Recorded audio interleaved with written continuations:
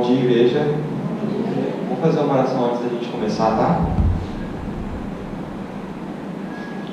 Senhor, Deus misericordioso, te agradecemos por esse dia, te agradecemos por esse sábado, por cada um que o Senhor trouxe até aqui. Peço para que o Senhor possa abençoar a minha vida, que eu seja apenas um instrumento e que a tua vontade possa ser feita, que a tua palavra possa chegar a todos que estão aqui, a todos os que necessitam. E eu peço para que cada vez mais o Senhor continue falando conosco, nos mostrando a tua verdade, nos dando a tua luz, para que nós possamos, assim como Jesus, crescer em sabedoria, estatura e graça espiritualmente diante do Senhor e dos homens. Em nome de Jesus. Amém. Então, o tema da ministração de hoje é exatamente o versículo de Hebreus 12:4, e ele já foi até tema de uma pregação, de uma ministração só, que ele diz o seguinte: ainda não resististes até o sangue, combatendo contra o pecado. E eu cheguei nesse tema, é muito simples o modo como eu cheguei. Eu olhei para a minha vida e eu percebi que não tinha nada disso na minha vida. Eu acho que nunca teve isso na minha vida. Eu nunca tentei verdadeiramente lutar até o sangue. Eu nunca tentei fazer a vontade de Deus a todo custo. Sempre tinha alguma coisa que me impedia, as minhas vontades estavam sempre acima, eu nunca tinha tempo suficiente para Deus, eu sempre tinha alguma coisa na frente de Deus. A minha vida toda, desde que eu me converti, nasci num lar cristão, e desde que eu me entendo por gente, eu nunca combati com sangue até o pecado. Eu nunca dei tudo de mim para fazer a vontade de Deus. E como vocês sabem, Deus tem feito grandes coisas na minha vida, e não só na minha vida, na vida de todos aqui da igreja. Ele tem feito grandes obras, grandes construções. E uma dessas na minha vida foi a alimentação, foi a prática de atividade física. Vocês me conhecem, vocês lembram como eu era, um menino gordinho, um menino que era encurvado. Eu tinha problemas de saúde assim, eu sempre tinha problema para ir no banheiro, eu sempre tinha uma doença ou outra, sempre me dava dor de barriga por conta da minha alimentação, e isso se refletia na minha vida diária. E a partir do momento em que eu despertei para isso, Deus foi me levantando, Deus foi transformando a minha vida, Deus foi fazendo uma coisa que eu nunca pude imaginar. Só que no momento da minha caminhada, eu me perdi nisso. Como assim, João, você se perdeu? Eu me perdi na alimentação e na atividade física.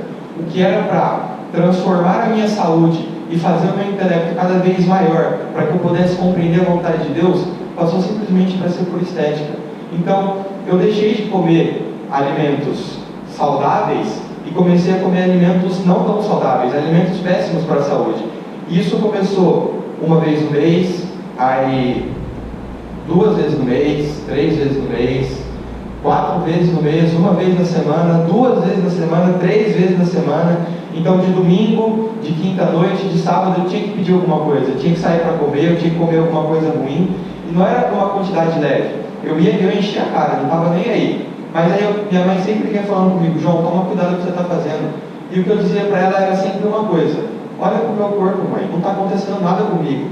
Fisicamente, eu não tinha problema nenhum, mas espiritualmente a minha vida começou a declinar e o meu entendimento começou a ficar embaçado, eu não entendia nada, de uma forma que nem quando eu estava antes, nem quando eu tinha 10 anos, eu estava assim. Por quê? Porque Deus já tinha me dado uma luz e eu voltei para o vômito.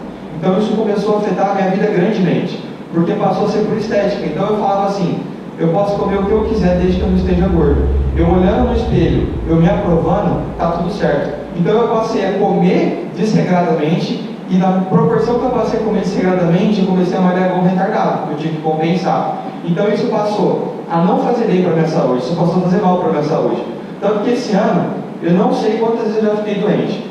Qualquer pessoa que estava gripada do meu lado, eu pegava. E minha mãe fala, João, sua gripe não era nem normal. Porque toda vez que eu ficava gripado, minha gripe virava em febre. E eu já cheguei a ficar 3 semanas doente. Cheguei a ficar 2 semanas só gripado, tendo febre, tendo problema na voz, indisposição. E aí depois disso, eu fiquei com dengue. Eu sei que o fato de eu ter ficado com dengue não é questão minha, mas é do mosquito me picar. Mas aquilo era sempre Deus permitindo para me mostrar aonde eu estava chegando, o quão fundo eu estava chegando. E Deus teve que deixar eu ir muito, muito, muito nisso, até eu chegar a deixar as coisas de Deus de lado, porque acho que todos sabem aqui, os pregadores e as pessoas que ministram no louvor dos levitas, tem um ministério de quinta-feira. E eu cheguei a trocar isso, a faculdade, completou 10 anos esse ano, e eles iam fazer uma super festa lá, de celebração dos 10 anos, era esporte fino, ia chamar um monte de gente, era a faculdade toda, e eu simplesmente quis ir nessa festa. Eu falei, bom, essa festa vai estar os professores, vão estar os diretores da faculdade, então não vai ser aquela várzea toda. E o horário da festa era 7h30, o ministério começava 7h30. E isso eu recebi que essa festa ia ser em julho, e eu já sabia que ia ser no mesmo dia, no mesmo horário do ministério. Só que eu deletei isso. E eu fui maquinando isso no meu coração. Estava trabalhando no meu coração uma coragem que eu nunca tive que fazer, que eu nunca tinha coragem de ter feito. Eu nunca tinha tido coragem de deixar de ir na igreja, de deixar de fazer alguma outra coisa para poder ir numa festa, para poder ir na casa de alguém. Eu nunca tinha feito isso. Eu nunca me lembro de ter feito isso. E dessa vez eu fiz. Porque eu cheguei tão baixo. E meu entendimento estava tão cego que as palavras que vinham dos irmãos com relação à saúde, com relação à mudança de alimentação, eram muito para mim, mais do que para qualquer um de vocês, porque eu estava totalmente desviado, e mesmo assim eu não aceitava. Eu olhava para o ministro que estava aqui falando, para Deus que estava aqui falando, e eu falava, olha para o meu corpo, e olha para o corpo de quem está pregando. Eu cheguei num grau tão cego que eu não conseguia enxergar. E do mesmo modo como eu estava maquinando, Deus deixou. Eu fui na festa. Então eu fui nessa festa e foi a pior coisa que eu fiz na minha vida. Eu odiei a festa, porque eu não estou acostumado, eu não vou em festa assim, eu nunca fui em festa assim. E foi uma barulheira, foi um saco. Eu passei por tentações desnecessárias que eu não deveria ter passado. Então assim, foi uma experiência péssima na minha vida. Mas eu saí da festa achando que essa tinha sido a minha punição, achando que isso tinha sido meu castigo. Eu fui na festa, foi uma porcaria, foi horrível. E aí, a minha mãe sempre destacou uma coisa em mim, que era um coração disposto a pedir perdão, um coração que, tipo, eu faço algum pecado contra Deus, imediatamente eu vou pedir desculpa. E eu fiz isso na quinta-feira, e a minha mãe foi conversar comigo no sábado à noite, porque eu ainda não tinha pedido desculpa. Eu estava tão endurecido, meu coração estava tão endurecido, que eu não estava conseguindo enxergar que era eu que estava errado. Eu não entendia isso. Eu estava colocando a culpa dos meus pais, porque não cheguei a comentar isso, mas eles tinham deixado eu ir na festa. Só que eles falaram que pega as coisas de Deus em primeiro lugar e depois você vai. Então você vai no ministério, fica até as 9, 9h30 que acaba, e depois você vai. E eu estava achando que eles estavam errados por me pedir isso. E aí minha mãe veio conversar comigo, me explicou tudo o que estava acontecendo na minha vida, e eu pude entender o quão cego que eu estava, o quão fundo que eu estava, quando ela falou para mim, o seu castigo vai ser o seguinte, filho, eu não vou mais pagar academia para você, eu não vou mais pagar natação para você, eu não vou pagar mais atividades físicas para você, e tão pouco vou financiar as comidas que você está acostumado, porque sábado à noite eu ia lá comer igual um doido, de domingo eu comi igual um doido. Então a minha mãe falou, eu vou cortar tudo isso de você. E o que acontece quando a gente corta a droga de um viciado? Porque era exatamente do jeito que eu estava. Você fica maluco. Eu comecei a chorar desesperadamente, eu comecei a ficar maluco com os meus pais, eu agredi eles verbalmente, eu fiquei completamente transtornado quando eles tiraram isso. E aí, os meus pais foram conversando comigo, foram me acalmando e foram me mostrando.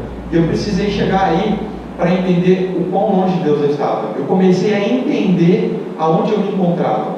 Tanto que era para eu ter pregado há muito tempo atrás, há uma questão de um mês atrás, e Deus não permitiu. Era para eu ter pregado num sábado, numa quarta-feira, e Deus simplesmente falou para minha mãe que eu não estava em condição de pregar, eu não tinha condição de pregar, porque eu ia passar uma coisa para vocês e eu ia corromper toda a igreja com a minha mensagem. Eu ia trazer, porque era aquela época ainda que estava falando, tinha voltado a falar muito de alimentação saudável, e eu ia pregar sobre alimentação saudável do meu jeito, do meu estilo de vida, e Deus não pode deixar que eu viesse aqui na frente, porque eu ia corromper, eu ia passar a mensagem errada para toda a igreja. E não somente isso, uma das coisas que Deus tem trabalhado muito na minha vida é o egoísmo. Eu sou uma pessoa extremamente egoísta. Pode não parecer, mas o que funciona comigo é o seguinte: as outras pessoas podem ter as coisas, desde que não sejam mais do que eu e desde que elas não sejam melhores do que eu. Então, eu sempre fiquei feliz que as outras pessoas conseguissem as coisas, desde que fosse abaixo do meu, desde que eu sempre estivesse acima das outras pessoas. Se eu tenho esse cargo, ninguém pode ter. Se eu estou nessa faculdade aqui, ninguém pode ter nessa faculdade, só eu sou o melhor. Se eu tenho esse carro aqui, ninguém pode ter. Se eu tirei essa nota, ninguém pode tirar. Se eu tenho esse corpo, ninguém pode ter, porque eu sou o melhor. E essa evangelização que a gente fez, essa escala de oração, trabalhou muito comigo. Por quê? Porque eu não estava nem aí para as outras pessoas. Eu falei para minha mãe, você acha que eu vou ficar acordando cedo? Você acha que eu vou ficar tirando uma hora do meu tempo para ficar orando por pessoas que eu não estou nem aí? Eu nem conheço essas pessoas. E foi exatamente isso que Jesus fez. Jesus fez ao contrário do que eu fiz. Jesus veio para pessoas que hoje gostam na cara dele. Jesus veio para pessoas que hoje fazem teatro, mostrando Satanás arrastando ele. Jesus veio por pessoas como mim, como eu, né, que desprezam as outras pessoas, que muitas vezes colocam as suas vontades acima dele. Jesus veio por todos os tipos de pessoas. Eu não queria tirar uma hora do meu dia para orar pelas outras pessoas. Eu pude perceber isso. Essa não foi a melhor escala de oração que eu fiz. Na verdade, eu sempre desprezei a evangelização. Mas no final, no último dia de oração, eu pensei com Deus o seguinte: Deus fez uma pergunta para mim. Se você dependesse da sua oração para ser salvo, você confiaria em você mesmo para orar por você? Ou seja, se eu fosse uma pessoa que estivesse lá na festa, e as pessoas a quem Deus confiou a obra orassem igual eu, será que eu seria alcançado? E eu olhei para as minhas orações, eu olhei para o tanto que eu me dediquei para a festa, e eu simplesmente não podia confiar na obra que eu tinha feito. E eu pedi perdão ao Senhor pelo modo como eu vinha agindo. E o Senhor me lembrou, né, desse versículo: ainda não resististes até o sangue, combatendo contra o pecado. E não teria outro versículo, não teria outra palavra que eu pudesse trazer a não ser essa. Não, eu nunca resisti até o sangue contra o pecado. E é lógico que Deus não pediria isso para a gente se o próprio Filho dele não tivesse dado exemplo. E a gente sabe que Jesus foi até morte e morte de cruz. Mas antes dessa morte, ele combateu, e combateu com força contra o pecado. Que está em Lucas 22:42, quando ele estava próximo da crucificação dele, e as angústias e tudo que vinha na cabeça dele era tão grande. O diabo sabia que se ele derrubasse esse homem, todos nós cairíamos. Então era tão forte a tentação para que ele caísse, tão forte, e Satanás foi até o limite com ele, e Jesus resistiu até o sangue, porque diz assim: e posto em agonia, orava mais intensamente. Ou seja, quanto mais Satanás apertava ele, mais ele lutava contra Satanás. Quanto mais tentações eram colocadas diante dele, mais ele se apegava a Deus, mais ele se esforçava. Ele era melhor a cada momento que ele era tentado. E o seu suor tornou-se como gotas de sangue que corriam até o chão. Esse homem, que deve ser a nossa fonte de inspiração, é Jesus Cristo. E ele lutou até o sangue durante toda a sua vida, desde o seu nascimento até a sua morte, com uma prova de amor, uma prova de altruísmo. Jesus foi o oposto do que eu tenho sido. Em algum momento a gente viu na Bíblia Jesus comendo algum alimento, ele condescendendo com algum alimento que Deus não mandou. Em algum momento a gente viu Jesus tirando um tempinho dele para descansar, porque sempre tinha uma multidão atrás de Jesus. E a gente viu na Bíblia algum momento que Jesus falou assim: ó, dispensa aí porque agora eu preciso dormir. A gente viu isso em algum momento da Bíblia? A gente não viu. Tanto que Jesus disse: o Filho do Homem não tem aonde reclinar a cabeça. E muitas vezes a gente não consegue dedicar meia hora de oração. Eu não consigo dedicar meia hora do meu tempo para Deus. E a minha meia hora não é uma meia hora fazendo uma grande obra. É uma hora sentada na minha cadeira, é uma hora deitada na minha cama, lendo ou fazendo uma oração, ou me dedicando às coisas de Deus. Deus pede muito pouco para a gente, perto do que Jesus fez. É muito pouco que tem sido pedido para a gente. E é muito fácil, né? Embora o versículo diga até o sangue, é muito fácil. É só a gente querer. O problema é que a gente não quer. Quando a gente quer uma coisa, quando uma pessoa quer alcançar algum objetivo, ela não encontra dificuldades, ela encontra meios. A pessoa que quer fazer alguma coisa errada, a pessoa que colocou muito na sua cabeça, por exemplo, eu queria ir muito naquela festa. Eu não encontrei dificuldades para ir na festa. Eu encontrei meios, eu encontrei pessoas que pudessem me levar, porque meus pais não iam me levar para a festa. Então eu fui perguntando para meus amigos até eu achar uma carona. Então, se você quer, você encontra meios, não dificuldades. E Paulo também entendeu isso. Lá em 1 Coríntios 9:27, ele diz assim: antes, subjugo o meu corpo e o reduzo à servidão. É a sua mente transformada por Cristo, que domina o seu corpo, para que, pregando aos outros, eu mesmo não venha de alguma maneira a ficar reprovado. Então nós precisamos resistir até o sangue em todas as áreas da nossa vida, para que, pregando aos outros, para que, passando que seja uma mensagem aos outros, eu mesmo não venha ficar reprovado. E foi exatamente nisso que eu caí, por isso que eu não pude pregar. Porque eu pregando, eu mesmo seria reprovado no que eu estaria falando. Deus mesmo viu em mim pior do que todos vocês, então como eu poderia estar aqui na frente? E Paulo diz, eu subjugo o meu corpo à servidão. E Paulo diz, depois que Cristo vos libertou, não tornem mais a viver aquela vida, aproveitem dessa liberdade. E eu não estava aproveitando dessa liberdade, mas pode parecer que sim, né? Porque eu estava comendo o que eu queria, estava fazendo atividade física, e mesmo assim, aparentemente continuava tudo normal. Mas por que eu não estava livre? Pelo simples fato de que aquilo me dominou de uma tal forma que eu não conseguia ficar uma semana, eu não conseguia ficar um sábado à noite, eu não conseguia ficar um domingo sem comer aquilo que eu queria. Aquilo me dominava de uma tal forma que eu estava preso. Eu voltei para a servidão. Essa é a verdadeira servidão. Satanás engana a gente pensando que liberdade é fazer o que você quer, mas fazer o que você quer, você já está escravo. A partir do momento que você começa a fazer aquilo, começa e faz de novo, você se torna escravo. É um ciclo que você não consegue parar. E Jesus veio para te dar essa liberdade. Jesus veio para te dar essa liberdade de dizer, eu escolho não fazer isso. É Jesus quem te liberta. E Paulo pode entender isso. Então ele subjugava o corpo dele, as vontades dele, para que ele não venha ficar reprovado. E um devocional muito interessante que eu vi, do Ministério Bom Diário, diz assim, sobre esse versículo que eu acabei de ler para vocês de Paulo. Ele fala assim, existe um conceito fortemente enraizado na igreja, que é, a vida espiritual está separada da vida física da pessoa. E muitos dentro da igreja, eu dentro disso, acreditava isso. Eu acreditava que, estando em forma no meu corpo, isso não afetaria minha mente, isso não afetaria minha vida espiritual. Mas eu nunca tinha chegado tão longe quanto eu cheguei por causa disso. Afeta, e afeta muito. Assim, o que acontece no físico, pouco influencia o que ocorre no plano espiritual e vice-versa. E essa atitude tem que lembrar a gente de um grupo de pessoas da Bíblia, chamado os Nicolaítas. Os Nicolaítas acreditavam exatamente isso. O que eu faço na minha vida aqui física não atrapalha a minha vida espiritual.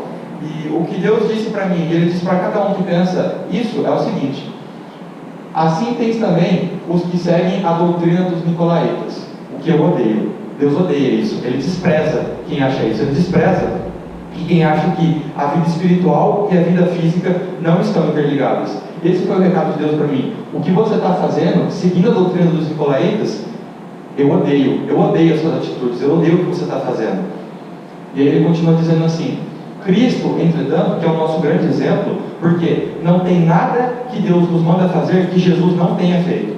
E aí Cristo fala justamente ao contrário. Olha o que Jesus diz: Cristo, entretanto, definiu o grande mandamento como o dever de amar a Deus de todo o coração, alma, entendimento e com todas as suas forças. Isso está lá em Marcos 12:30.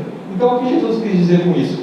Que amar a Deus, Jesus diz, aquele que me ama, esse guarda e obedece meus mandamentos. E isso está inteiramente interligado com o seu coração, a sua alma, o seu entendimento e as suas forças. Isso não envolve um simples fato, um simples pedaço espiritual, mas o seu corpo como um todo. Você como um todo é um ser físico e espiritual. Então, amar a Deus compreende tudo, não só espiritual, mas fisicamente. As suas ações vão demonstrar se você ama a Deus ou não. Então esse negócio de as obras da carne, as suas obras físicas não atrapalharem sua vida espiritual, não existe isso. E é o que ele vai dizer. Com isto, ele deu a entender que cultivar um relacionamento com o Pai envolve a totalidade do nosso ser. Para você ter uma comunhão direta com Deus, assim como os grandes homens da Bíblia, não existia uma área na vida de Daniel, ou na vida de Moisés, ou na vida de Jesus, que Deus não estava lá. Deus está em todas as áreas da nossa vida. Então, para que nós possamos ter um relacionamento com o Pai, isso envolve a totalidade do nosso ser. Desde o nosso acordar, desde os nossos pensamentos, desde a nossa alimentação, desde o nosso trabalho, desde os nossos relacionamentos com os outros, tudo. É uma totalidade que envolve. Então esse papo de que eu posso comer, eu posso malhar, e isso não vai atrapalhar minha mente, isso é mentira. Eu tive que pagar na prática para entender isso. E ele continua dizendo: Paulo também compreendeu essa realidade. Ele sabia que seu corpo podia ser um problema caso não o sujeitasse à vida espiritual. Isso não significa que, para o apóstolo, o seu corpo fosse mau. Nosso corpo, ele não é mau. mas ele pode se tornar mal. Nós temos o pêndulo para o pecado, mas com a ajuda de Cristo, lá diz que nós devemos fazer do nosso corpo como um sacrifício vivo, santo e agradável a Deus. Então nosso corpo não deve ser tido como uma coisa mal que vai nos levar para o pecado, mas uma coisa que, através do poder de Cristo e da vida dele, pode nos levar a fazer grandes e poderosas obras. Se o corpo fosse mal, mas compreendi que os efeitos da ação transformadora do Espírito Santo devem também afetar o nosso físico, e afetam, né? Tanto que quando uma pessoa entra na igreja e ela se converte, ela é batizada e ela tem uma conversão, ou seja, uma mudança de rumo, ela estava andando para a esquerda, ela vai para a direita, todas as pessoas percebem: nossa, como você está diferente no seu falar, como você está fazendo isso melhor, como você está diferente nisso, como você está diferente naquilo, como você melhorou, como eu percebi na sua aparência como você está melhor. Então afeta-se. Por esta razão, Paulo procurava disciplinar o corpo para que este estivesse sujeito ao senhorio de Cristo. E eu tive que perguntar: será que o meu corpo, as minhas ações, os meus pensamentos estão sujeitos ao senhorio de Cristo? Faça essa pergunta para você. Será que as suas atitudes, será que aquilo que você tem falado e a sua vida tem estado sujeito ao senhorio de Cristo? Quem tem dominado você?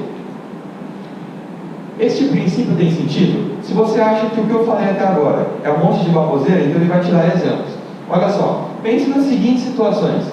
Você decide fazer um jejum, mas em pouco tempo o seu estômago faz você sentir que não pode passar mais um minuto sem comer algo. Então, você está fazendo um jejum, você fala: Senhor, a minha vida espiritual é separada do físico. Mas aí você vai lá e faz um jejum. E aí o seu corpo, que é físico, te diz, né? O seu estômago fala para você: você não pode ficar mais sem comer, você não vai aguentar ficar o dia sem comer. É ou não é interligado as duas coisas? Porque se você acha que são separados, você vai comer, você não vai conseguir aguentar. O seu corpo não está sujeito ao senhorio de Cristo. E era exatamente assim que eu estava. Por quê? A nossa alimentação é um jejum. Lógico que existem vários jejuns de ficar sem comer, de abstenção de coisas, mas a nossa alimentação já é uma abstenção de inúmeras coisas. Nós não devemos comer várias coisas. E é exatamente isso. Eu decidi fazer um jejum de me abster das coisas. Só que o meu estômago sempre falava para mim, de sábado, de domingo: você não pode passar mais de um minuto sem comer algo. E eu ia lá e comia. Ou quem sabe, você se propôs a levantar mais cedo e passar algum tempo a sós com Deus. E ao toque do despertador, seu corpo lhe avisa que precisa de mais de 2 horas de sono. Nossa, eu trabalhei tanto ontem, estudei tanto ontem, mas 2 horas não vão fazer mal. Depois eu vejo com Deus. Na igreja, você se levanta para o tempo de louvor e descobre como suas pernas estão pesadas. Você levanta para adorar a Deus, mas fala: nossa, ontem eu caminhei tanto, fiquei de pé no meu trabalho, fiz isso, fiz aquilo, tive que fazer, eu estou tão cansado, eu não vou levantar. As minhas obras físicas não atrapalham a minha obra espiritual. E isso está te mostrando justamente ao contrário, que o modo como você vive a sua vida física interfere diretamente e muito, grandemente, na sua vida espiritual. Nossos corpos, muitas vezes, têm a última palavra em nossas atividades espirituais. O nosso corpo, muitas vezes, tem mandado em como tem sido nossa vida espiritual. Nós somos limitados por nós mesmos. A gente nos limita pela nossa alimentação, pelo nosso cansaço, pelo tempo que nós não passamos com Deus, por aquilo que nós falamos, por aquilo que nós vemos. Isso tem limitado nossas atividades espirituais. Você poderia chegar a um potencial muito maior, mas você não chega, porque o seu corpo tem a última palavra. Quem tem o senhorio do seu corpo? Quem tem tido a última palavra na tua vida? Eles se queixam, doem e se lamentam das exigências às quais os sujeitamos. Nunca foi dito que é fácil, mas através de Cristo, quando você tem Cristo e Ele está em primeiro lugar na sua vida, é simples. É só você querer. Não é fácil. O seu corpo vai dar sinais. Quando todo mundo acredita aqui que já pelo menos alguma vez na vida fez uma dieta. Você começa a dieta, você começa a comer pouco, o que o teu corpo fala? O teu corpo começa a gritar para você comer mais. Por quê? O teu corpo está num sinal de estabilidade, ele está em homeostase, ele está em equilíbrio daquele jeito que você está. E é confortável estar no pecado. E aí quando você tira a comida, você para de comer excessivamente, teu corpo começa a gritar. O diabo começa a cutucar para o teu corpo gritar para lutar contra você. Mas o que vai definir a sua vitória é quem tem o senhorio da nossa vida. O que vai definir se você vai emagrecer ou não é quem controla você. Quem controla é o seu estômago ou quem controla é a sua mente? É Cristo que possui sua mente ou teu estômago é teu eu? A verdade é que temos corpos poucos acostumados ao sacrifício. Deus cerca a gente de muitas bênçãos, e quando Ele pede uma coisa, a gente não faz. Temos corpos poucos acostumados ao sacrifício. Falo por experiência própria, não tem joelho calejado de oração, eu nem ajoelho para orar. Meus pais falam para mim, a gente vai fazer um culto em casa, eu nem me ajoelho para orar. Deus pede tão pouca coisa para a gente, comparado ao que Ele dá, e eu tenho até vergonha de falar esse tipo de coisa, porque já era para a gente estar em outro nível e a gente é limitado. Nós mesmos, a gente se auto-sabota. Se você vive prestando atenção ao que Ele lhe diz, pouco avançará nas disciplinas da vida espiritual. Se você ficar parando para pensar nos sinais que seu corpo te dá, se Jesus ficasse parando para pensar nos sinais que o corpo dele dá, tipo, eu preciso dormir, eu preciso comer, não vou ficar 40 dias sem beber e sem comer, imagina meu corpo, o que vai acontecer com o meu corpo? Se Jesus tivesse parado para pensar e seguir o que o corpo dele mandava, pouco teria avançado nas disciplinas da vida espiritual. E é por isso que a gente está assim, é por isso que eu estou assim, é por isso que nós estamos empacados, é por isso que a vida de Jesus não avança direito, porque nós temos pouco avançado nas disciplinas da vida. Porque a gente para ouvir o que o nosso corpo fala, a gente para ouvir o que o diabo fala, a gente não está lutando, a gente não está resistindo até o sangue, a gente não está igual a Jesus, com toda a pressão. Nós não temos noção do que foi a vida de Jesus, nós não temos noção da dificuldade que ele passou, porque era ali, se ele caísse, todo mundo caía, era tudo em cima dele. E quanto mais o diabo apertava, mais ele se sujeitava a Deus. Quanto mais o corpo de Jesus gritava, mais ele se colocava sob a sujeição de Deus, mais ele lutava contra o corpo dele. Quanto mais o diabo te apertar, quanto mais teu corpo falar para você fazer uma coisa, faça outra. O líder, 144 mil, são 144 mil Cristos. Jesus era um líder, Jesus é um exemplo. As pessoas têm que olhar para cada um de nós que estamos aqui e ver líderes, e ver pessoas que possam passar o exemplo. E o líder deve ser, por natureza, mais disciplinado e esforçado do que seus liderados. Deus nos tem chamado a uma coisa além. Muitas vezes a gente olha para as pessoas lá de fora e a gente quer ser igual a eles. Mas não tem como uma pessoa que está lá em cima olhar para os que estão lá embaixo. Nós temos que estar aqui e olhar para quem está lá em cima, para quem venceu, que é Jesus. Então nós devemos ser muito mais esforçados do que os outros. Deus vai cobrar muito mais da gente do que os outros. Porque quanto mais é dado, mais é cobrado. Isso é justo. Esta é uma característica de uma pessoa capaz de guiar outros.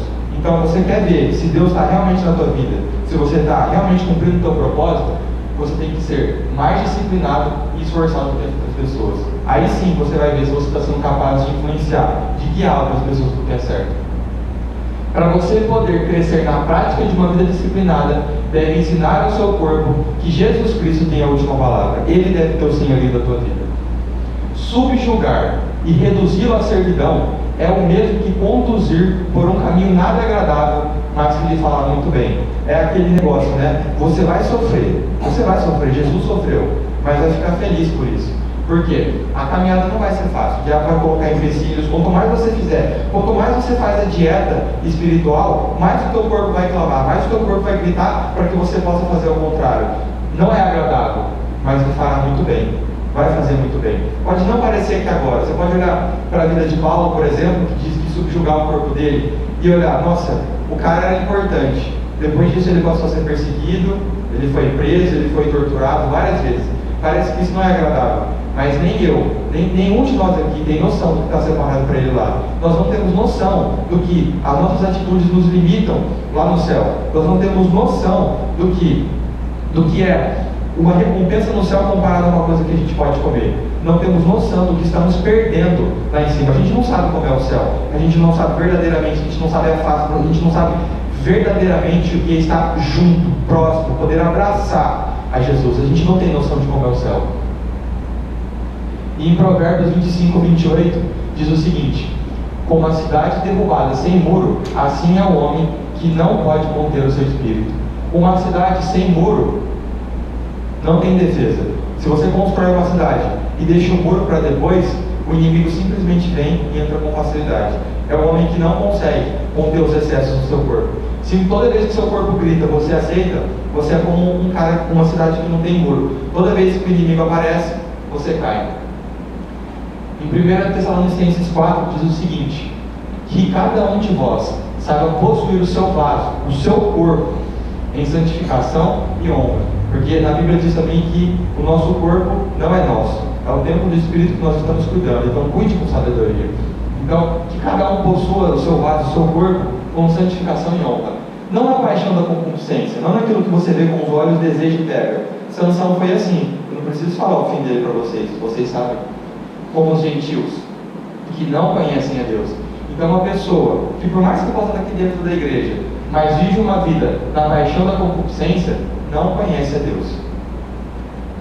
Portanto, Romanos 8, os que estão na carne não podem agradar a Deus. Vós, porém, não estáis na carne, mas no Espírito, se é que o Espírito de Deus habita em vós. Então já era para a gente ter em outro patamar. Não era para a gente estar na carne, porque quem está na carne não pode agradar a Deus.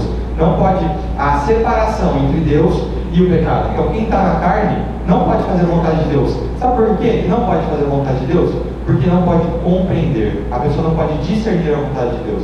Eu estava assim, a minha mente estava tão entorpecida pelas coisas que eu comia, que eu não podia compreender a vontade de Deus. E aí Paulo diz, né? Vocês não estão mais na carne. Assim ele espera, porque ele diz, se é que o Espírito de Deus habita em vós. Para pensar. Você não precisa responder. Mas eu quero que você olhe para as suas atitudes, porque elas vão te dizer quem você é. O Espírito de Deus habita em você. Olha para essas atitudes.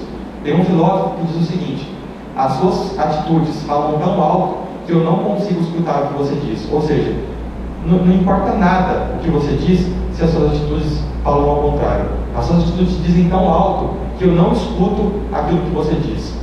E é exatamente assim na vida espiritual. Mas, se alguém não tem o Espírito de Cristo, esse tal não é dele. Por quê? Porque Deus não nos deu o espírito de temor, mas de fortaleza, de amor e de moderação. É a palavra que eu gostaria de destacar. Moderação, de resistir até o sangue.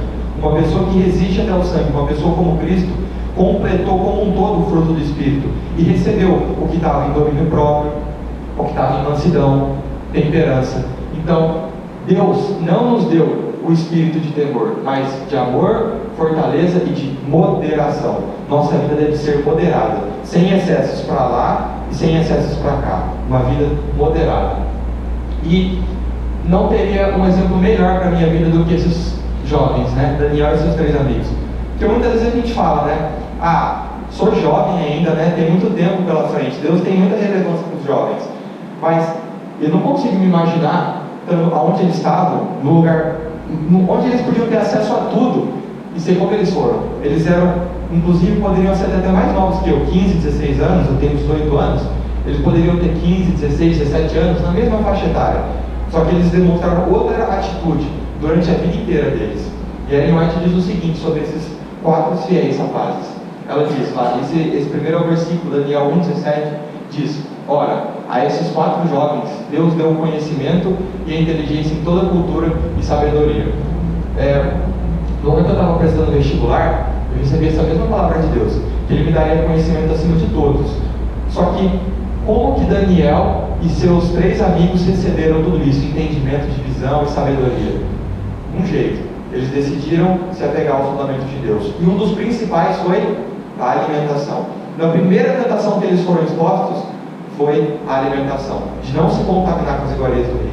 E assim, esses 3 jovens puderam alcançar um potencial absurdo. E do mesmo modo, Deus não propõe isso só para mim, Deus propõe isso para todos. Deus está propondo, se não propôs, está propondo agora. Se você decidir controlar o seu corpo, possuir aquele espírito de moderação que Paulo diz, Ele está disposto a te dar conhecimento e inteligência em toda a cultura e sabedoria. Não foram assim com os apóstolos, não foram assim com os discípulos, que não sabiam nem ler e de repente convertiam 5.000 almas com pregação, tinham eloquência, sabiam várias línguas.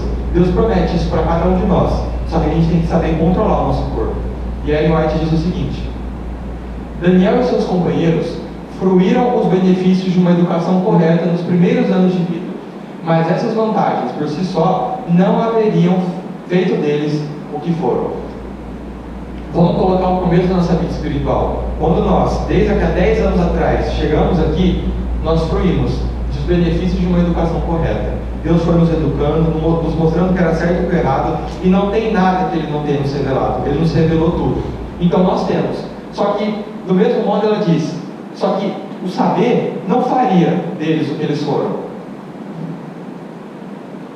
chegou o tempo em que deviam agir por si mesmos, em que seu futuro dependia do próprio proceder. Deus já nos deu tudo, e agora, com a ajuda de Cristo, porque Deus nunca vai te deixar sozinho, depende de mim e de você. O nosso futuro depende do que nós vamos fazer, porque o conhecimento nós temos.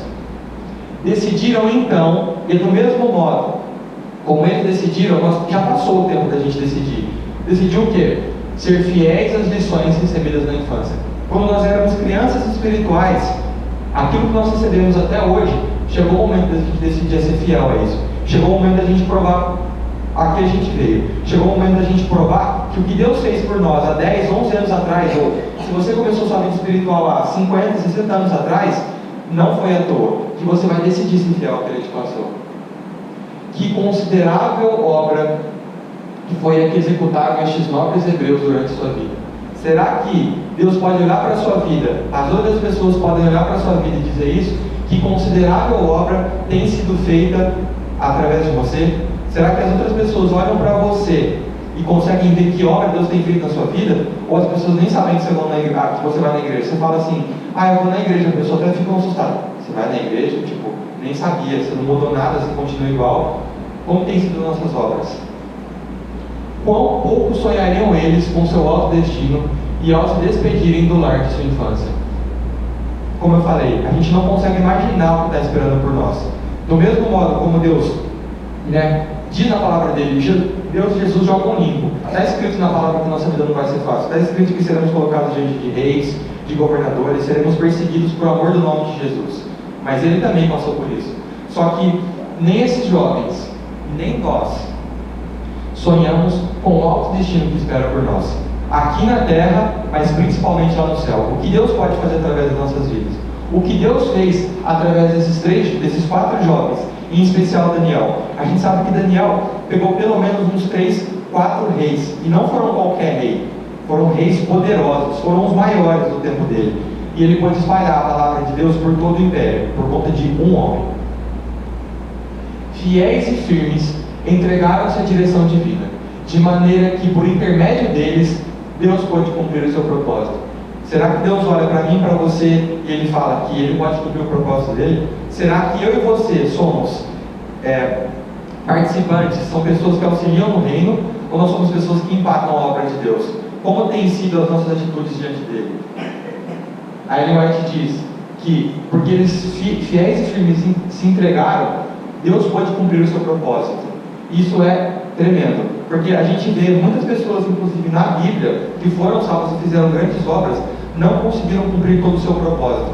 Mas esses 4 jovens, através da fidelidade deles, Deus pode cumprir o seu propósito. A palavra chegou a todos naquela época. E será que através de nós, daquilo que nós fizemos na evangelização, daquilo que nós faremos agora, Deus vai poder cumprir o propósito dele? Será que nós seremos facilitadores para a vinda de Jesus? Será que nós seremos pessoas que levarão o Evangelho? Ou nós seremos pessoas que atrapalharão? Seremos pessoas, seremos empecilhos.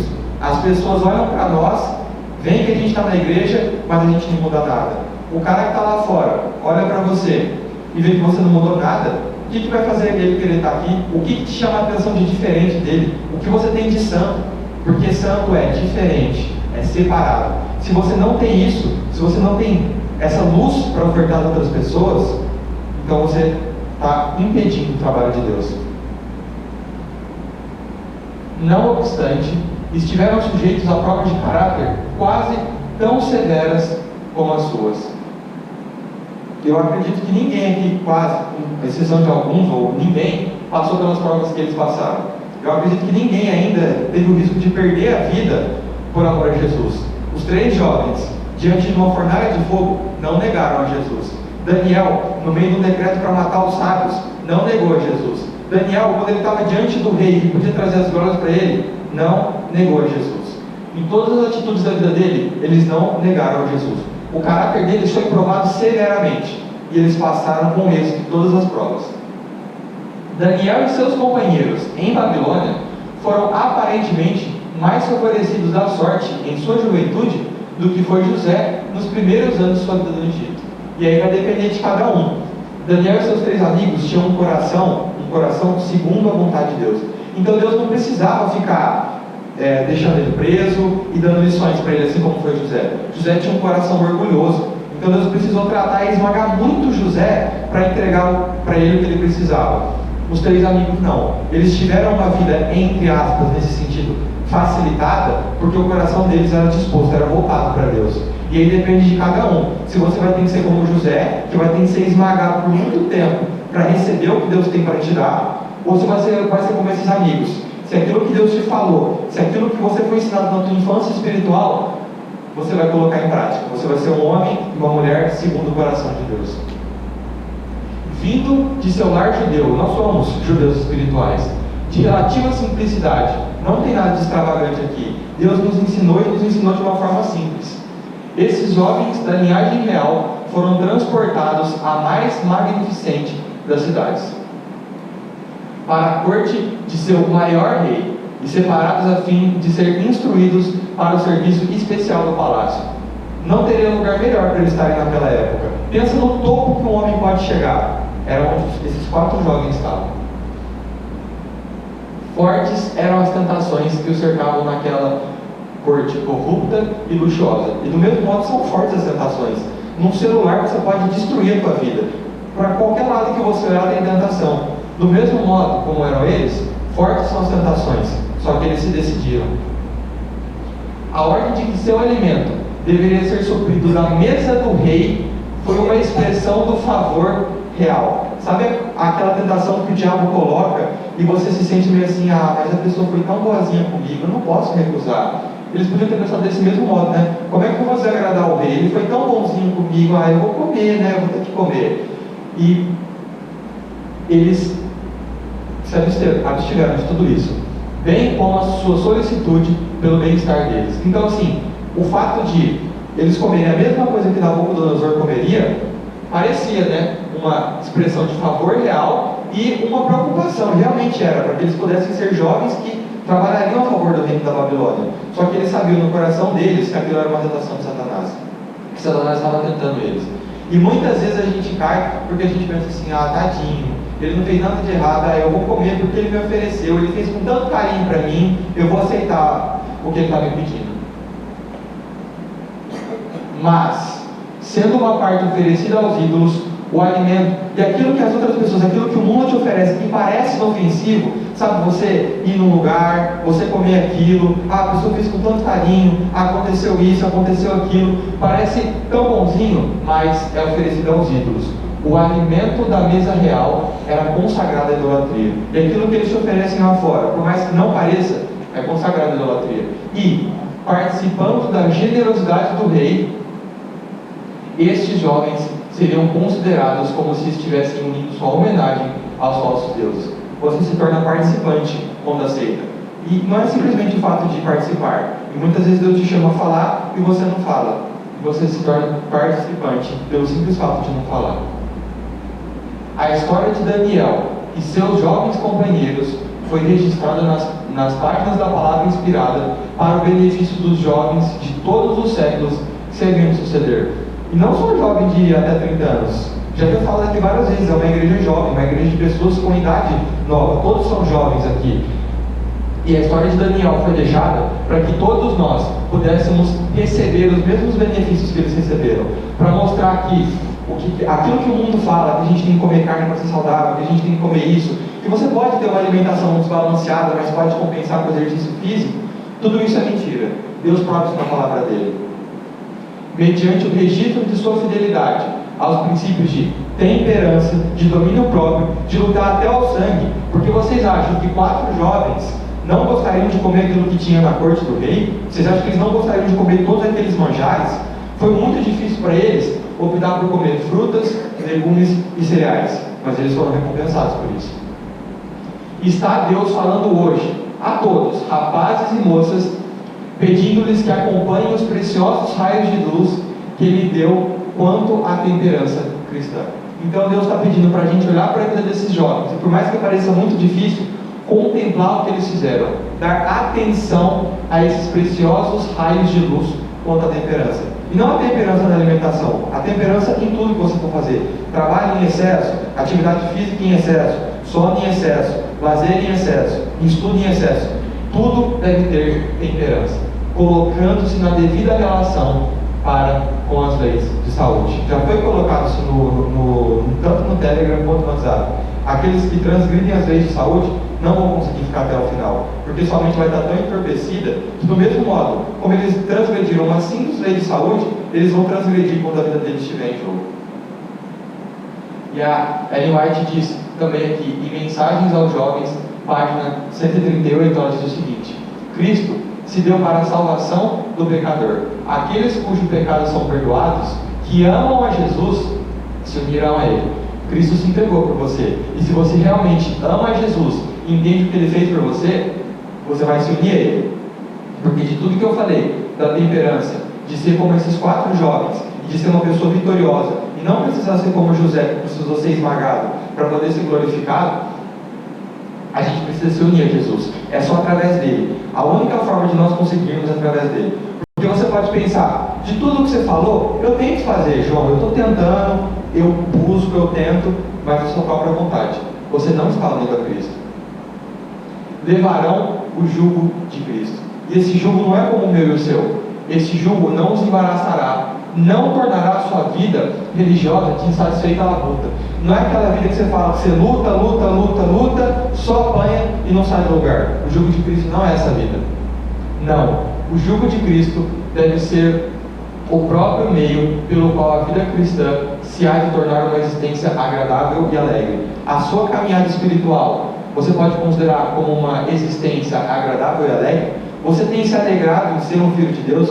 Você tem se alegrado em guardar o sábado? Você tem se alegrado em guardar as leis de saúde? Você tem se alegrado em obedecer a Deus? Se você não tem se alegrado, então porque o teu jugo não é o de Cristo. O teu jugo é pesado. Jesus fala: vinde a mim, porque o meu jugo é suave, o meu fardo é leve. O seu é pesado. Se você tentar carregar sozinho, não vai rolar. Você precisa se unir a Ele para ser agradável.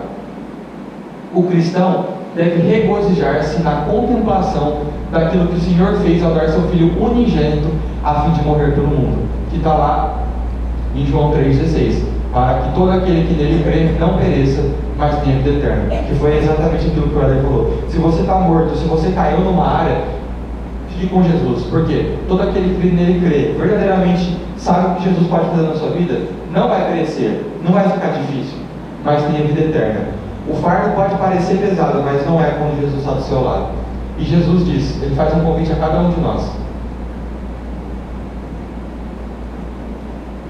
venham a mim, todos que estão cansados e sobrecarregados, e eu darei descanso a vocês. Amém? Esse é o convite que Jesus faz a cada um de nós. Pega o fardo dele, porque Ele vai dar descanso a cada um de nós. Se você está cansado de lutar sozinho, Ele tem a solução para você. Se você acha que não vai conseguir lutar até o sangue, Ele tem a solução para você. É só nele que a gente pode encontrar a solução. A música que a gente vai cantar agora fala sobre a aliança de sangue, que foi através do preço pago com sangue, da aliança de cruz que esse homem fez por nós, que nós estamos aqui. Nós somos um. O sangue de Jesus fez assim. E por causa que Ele lutou até o sangue, porque Ele não foi egoísta, porque Ele preservou as leis de saúde na vida dele, que nós estamos aqui. E que assim como Cristo, porque nós somos chamados a ser exemplo dele, muitas pessoas possam chegar à salvação através de nós. Amém?